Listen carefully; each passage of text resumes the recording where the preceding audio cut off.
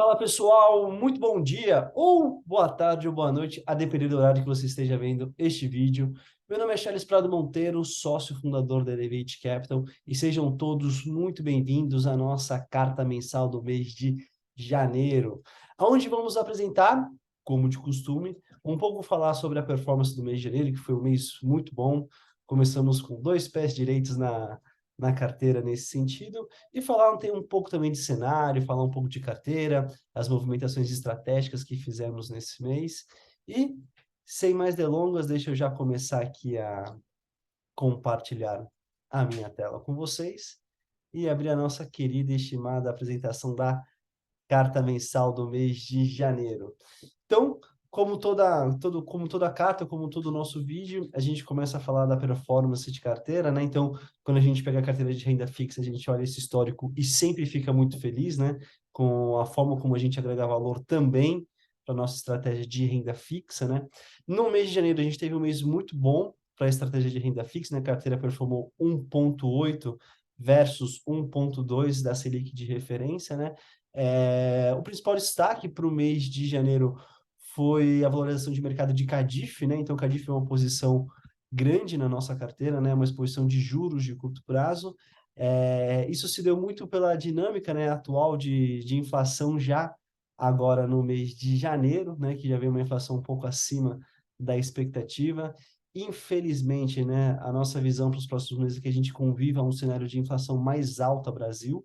Então, a gente tinha até uma expectativa de inflação maior agora no mês de janeiro, não veio muito pela questão também dos combustíveis, né? A isenção tributária, né, para diesel, álcool e gasolina. A gente sabe que parte dessa isenção se encerra agora em fevereiro. Então, o Cadif, que foi uma posição que a gente vem montando desde o... Desculpa, viu, pessoal? Eu tô gravando esse vídeo aqui um pouquinho gripado, então desculpa aí se eu perder um pouco a voz durante todo o conteúdo, tá? Mas, enfim, a gente já tinha uma expectativa de montar essa posição, né, desde a metade do ano passado, pensando justamente num cenário atual que a gente vive hoje, de inflação um pouco mais persistente.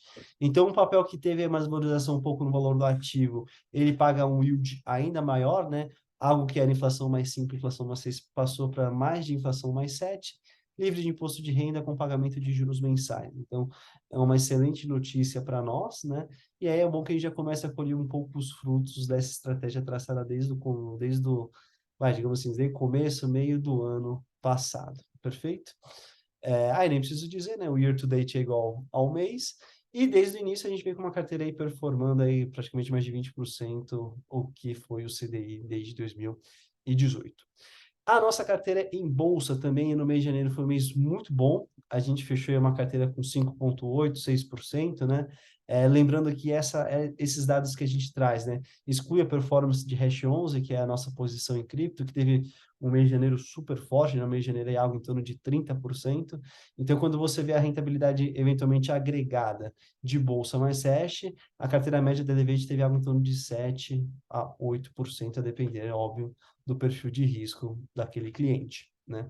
Mas mesmo assim, quando a gente olha a carteira pura de renda variável, a gente teve uma performance muito à frente, novamente, do Ibovespa, né? O que deixa aí um alfa de mais de 2% no mês, o que deixa a gente muito feliz. O year to date, de novo, é igual ao mês, e o início aí, hoje, se a gente pega o histórico de 4 anos, mais do que o dobro do Ibovespa. O que deixa também a gente muito animado e muito contente, que é justamente a gente colher frutos aí de uma boa estratégia, tanto de seleção de ativos, como também de construção de portfólio, que acaba isso sendo fundamental, né? Mais do que você ter boas empresas, mas você ter um equilíbrio de risco entre o tamanho dessas posições na carteira, baseado, né, em perfil de risco do investidor, baseado em cenário macro, baseado em momento micro das empresas também. E aí, os ajustes mensais que a gente faz na carteira justamente são revisões e aprimoramentos desse modelo, que é importante, sim, que a gente atualize a carteira, e essas atualizações visam ter uma melhor performance, tanto de curto, mas principalmente também agregando um médio e longo prazo. Perfeito? Acho que bem, falando de carteira, acho que de performance era isso que a gente queria trazer, né? Janeiro realmente foi um mês muito bom. Aqui, esse na verdade era o slide da carta mensal de dezembro, né? Que ela ainda, né, permanece muito atual para o momento de hoje, que são os desafios Macros Brasil, que a gente está muito de olho, né? Essa lógica do fiscal, essa lógica de crescimento, essa lógica de inflação, reformas, marcos legais. Se a gente pega, né, por exemplo, a gente teve um janeiro muito bom. Se a gente pega agora o comecinho do mês de fevereiro, a carteira, ela, de fato, ela performou aí de uma forma negativa, muito por uma questão de ruídos vindos de Brasília, né? Então, o recente ataque, né, do governo ao Banco Central, isso gerou um desgaste muito forte, né? Esse desgaste, tanto em relações institucionais, mas também isso traz uma preocupação muito forte para o mercado, porque toda vez que a gente vê uma interferência do executivo num órgão como o Banco Central, que no Brasil se tornou independente nos últimos anos, a história não é muito boa, digamos assim, né? O andamento desse processo, se de fato concluído, né, que é uma intervenção executiva no Banco Central, isso sempre trouxe efeitos muito ruins, né? A gente só pegar o caso de Argentina e principalmente da Turquia, né? Então, a Turquia é um caso muito interessante, um pouco parecido com o que a gente teve agora no começo de fevereiro, e de fato isso foi destruidor tanto para a moeda do país, tanto para a taxa, a curva de juros e principalmente para a inflação, tá?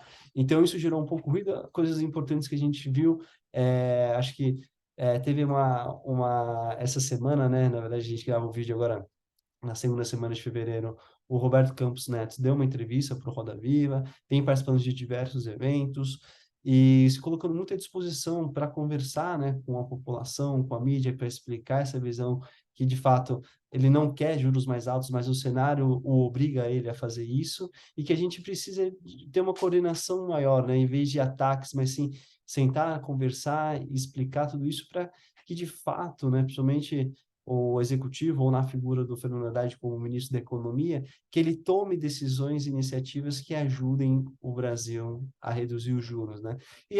De uma certa forma, as iniciativas, elas estão aí, né? Um novo... acho que a questão do avanço da reforma tributária com o Bernardo Api é um grande ganho para o Brasil. Teve um evento também essa semana que ele participou do VTG, que ele explicou e, de fato, é algo que, se acontecer, seria muito importante para o Brasil, né? Você vê aí presidentes tanto da Câmara como do Senado discursando a favor dessa reforma e também um novo arcabouço fiscal, né? Então, a revogação do teto de gastos para a criação de um novo mecanismo, o avanço dessa agenda, com sem dúvida nenhuma, vai ser muito benéfica tanto para o Brasil, mas isso também vai ser o fator primordial para a redução da taxa de juros. Então, vale a gente acompanhar esses pontos, né? E torcer para, de fato, que tanto o Executivo como o Banco Central e o Congresso, enfim, consigam conversar, se entender e trabalhar juntos em algo que seja melhor para o país, melhor para a população. Perfeito? Falando um pouco de cenário micro, né, do mês de janeiro, assim, se a gente pega a carteira da Elevate, já teve de novo, né, uma performance muito forte, aí em torno de 6 a 8%, a depender do perfil de risco e da carteira do cliente. O grande destaque positivo foi a nossa posição em Pão de Açúcar, né? Então, a gente até traz aqui um pouco o que foi o principal trigger nesse sentido, né?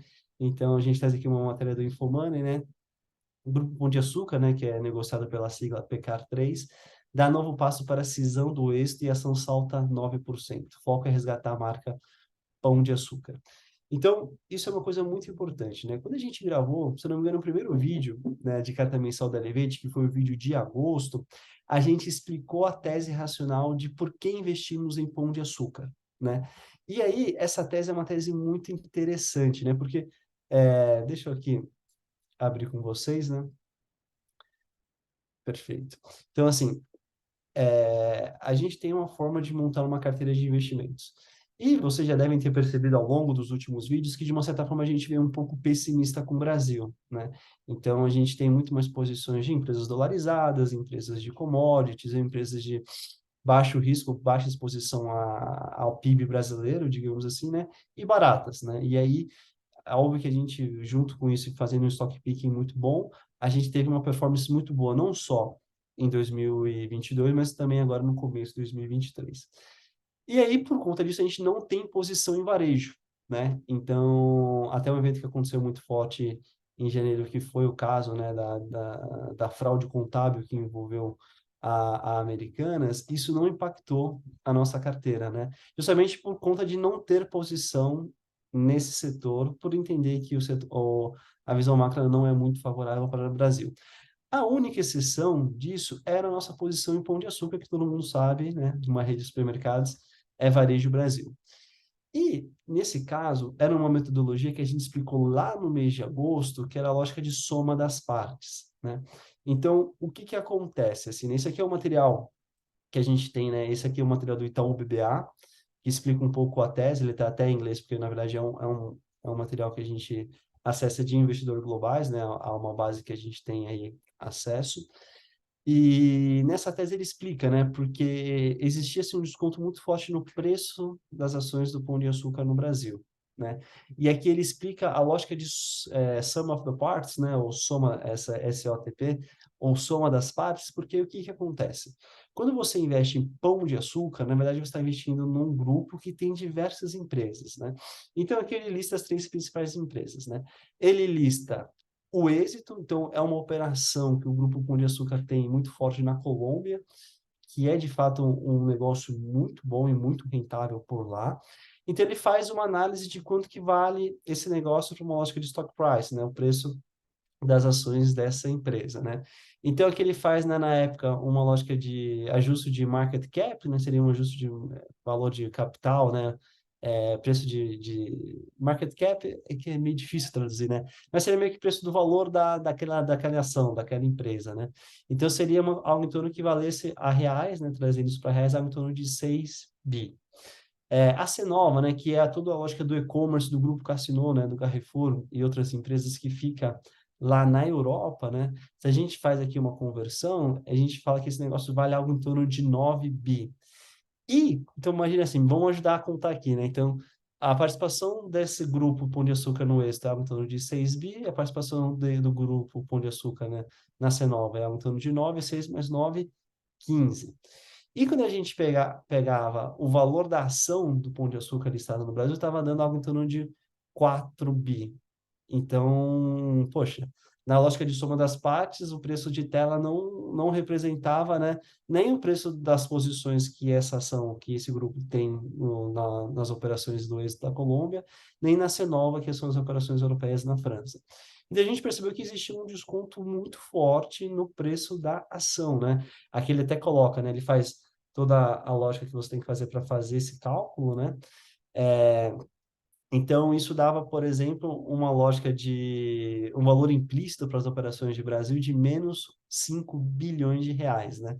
E aí a gente viu que isso tinha aqui uma oportunidade de velho investing, né? Do tipo, poxa, a gente acredita que de fato as operações de Pão de Açúcar vem passando por um processo de reestruturação, mas a gente acha que esse negócio não vale zero, não vale menos 5 bi. Na verdade, valeria mais. E aí, a gente, desde esse sentido, a gente montou posição no Pão de Açúcar e vem acompanhando essa tese de investimento, né? Então, a tese de investimento, ela vem de fato numa lógica de destravar valor para a ação a partir de iniciativas que tragam esse reflexo, né, de o valor real que as ações do Pão de Açúcar têm na sua participação no Grupo Êxito e no Grupo Cenova. Então, o Pão de Açúcar ele vem desde o final do ano passado acelerando esse processo, né, de cisão, né, da participação que ela tem no Grupo Êxito, e muito provavelmente essa cisão ela vai estar sendo estruturada no modelo que quem tem ações do Pão de Açúcar hoje vai também receber ações do Grupo Êxito, né, via BDRs e ADRs, a depender se você é um investidor brasileiro ou um investidor estrangeiro, e isso vem destravando um valor importante para a companhia, tá? Então, a ação, se a gente vê até aqui no gráfico, né? Esse gráfico aqui, os 13% é um year to date, mas se a gente pega só a posição de janeiro, foi uma ação que subiu aí mais de 28%, tá? Aqui a gente traz a maior baixa da carteira no mês de janeiro, que é Celesc, né? Então, a CLSC4 aí, quem é cliente e usa a plataforma da Clear, por exemplo, está enfrentando algumas dificuldades de compra desse ativo, a gente já vem conversando, enfim, vamos fazer por telefone, pelo chat de atendimento ou pelo próprio WhatsApp, funciona super bem, tá? Vamos explicar um pouco a questão da queda do preço das ações de Celesc, né? Então, Celesc, para quem não conhece, é a companhia de energia do estado de Santa Catarina, né? E ela é uma empresa que ela é uma empresa estatal, né?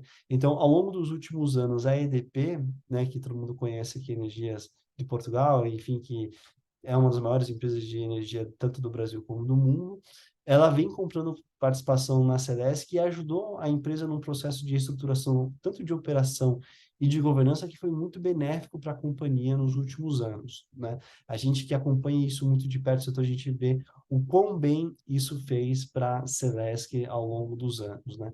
E é natural que quando você teve recentemente eleições, não só para presidente, mas também para governadores, ocorreu a troca do governador de Santa Catarina. E por ser uma empresa estatal, a empresa ela vem passando agora por um processo de sucessão executiva, né? Então, o governo, por ser majoritário das ações ordinárias, ele tem, né, o poder de indicação, né, do corpo executivo dessa empresa, e foi um processo que gerou um pouco mais de ruído, eventualmente a proposta do governo não ia muito com o que os outros integrantes do conselho, né, as empresas privadas investidas na Celesc, entendiam que seria o melhor, e, finalmente, né, a partir na verdade, a gente grava esse vídeo agora no dia 15, mas a partir de ontem, foi definido, com aprovação 100% no Conselho de Administração, novo presidente e nova diretora executiva da Celesc, tá? Foi um quadro técnico, então a gente ficou muito feliz pelo histórico do Tarcísio Rosa e toda a equipe executiva que vem junto com ele para tocar a Celesc. A gente está acompanhando esse case muito de perto, né? Vocês devem ter percebido que é uma ação que a gente vem montando posição nesse ciclo de baixa, aí principalmente nos últimos 2 meses. É uma empresa que a gente gosta bastante, é um setor que a gente entende que tem uma resiliência muito forte, né? E no estado que tem uma demanda por energia saudável, que é o estado de Santa Catarina. Perfeito? Então, a gente entende que isso não é algo atrelado à ação, à operação da ação, mas sim essa questão de troca executiva, e a gente vai acompanhar isso certinho para ver os possíveis impactos que isso pode ou não trazer para a companhia. De novo, a gente enxerga que essa queda não condiz com a expectativa que a gente tem do novo grupo executivo, mas vamos acompanhar e entender se faz sentido ou não a gente continuar com a posição atual de Celesc, eventualmente aumentar ou eventualmente diminuir ao longo do tempo, mas por enquanto a gente está muito animado porque, de novo, né, mais do que uma boa empresa, a gente está pagando muito barato por ela. Se a gente pega a discussão de preço, né, a gente já explicou isso na carta do último vídeo, mas quando a gente pega a relação de preço sobre lucro de uma empresa como a Celesc, a gente vê que é uma empresa que negocia 3 vezes PL, né? O que é isso de uma forma meio grosseira? É como se algo em torno de 3 a 4 anos do lucro líquido da companhia corresponde ao market cap dessa ação na bolsa. Então, Charles, isso é bom ou é ruim? Isso é muito bom, isso mostra o quão barato a empresa tá, né? Geralmente, a gente fala que o Ibovespa negocia 11 vezes lucro, o Ibovespa atual está no patamar de 5, essa ação está no patamar de 3, 4. Então, isso mostra o quão descontado está o preço dessa ação, perfeito? Então, e aí, para fechar as movimentações que a gente fez, principalmente entre o mês de dezembro e o mês de janeiro, a gente teve o encerramento da posição de Metal Leve, né? Metal Leve é uma ação, foi um trade mais curto, né? Então, a gente está acostumado na Elevate a montar posições mais de longo prazo, que a gente vai carregar esse papel aí por 6, um ano, ou eventualmente até mais, né? A gente pega o caso de Gerdau, por exemplo, é uma ação que está conosco desde 2018, né? Então, no caso de Metal Leve foi um caso muito interessante, assim, a gente comprou na época um preço médio algo próximo de R$ 25, isso foi na segunda metade do ano passado, né, entre o terceiro e o quarto trimestre do ano passado, e a posição performou super bem, né? Então, o que a gente acha muito bom, né? Às vezes a gente fala de horizonte maior de investimento que a gente tem que dar tempo de fato para que as coisas aconteçam e a gente colher o valor, né, dos pontos positivos dessa ação e vender a um bom preço. O MetaLive acelerou muito esse processo justamente por apresentar um balanço financeiro muito sólido nos últimos 2 apresentados, no qual a gente faz parte da companhia, né?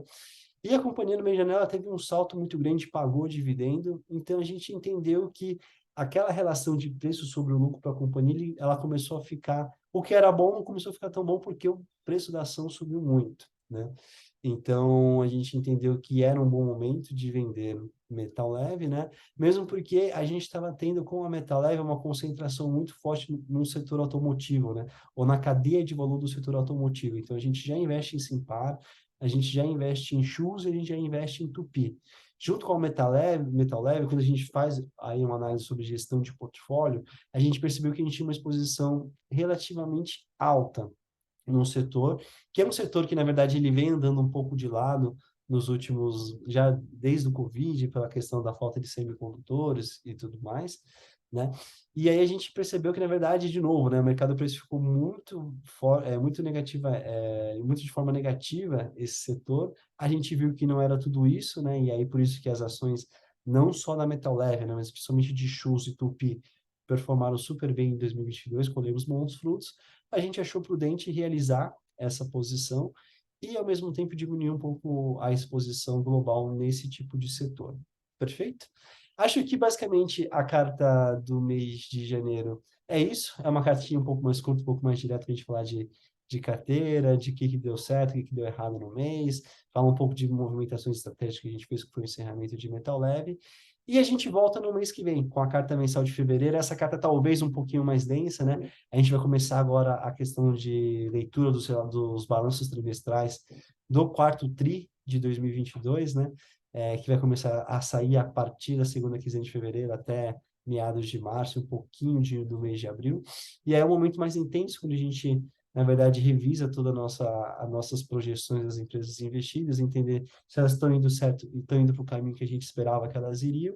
E é um momento que, eventualmente, tem correções um pouco mais fortes na carteira. Então, preparem aí que a gente pode ter mais movimentações e mais novidades à frente. Perfeito? Muito obrigado pelo tempo, pela confiança de todos vocês. Desejo para vocês um excelente dia, uma excelente semana e um excelente mês e um bom carnaval a todos. Até mais. Tchau, tchau.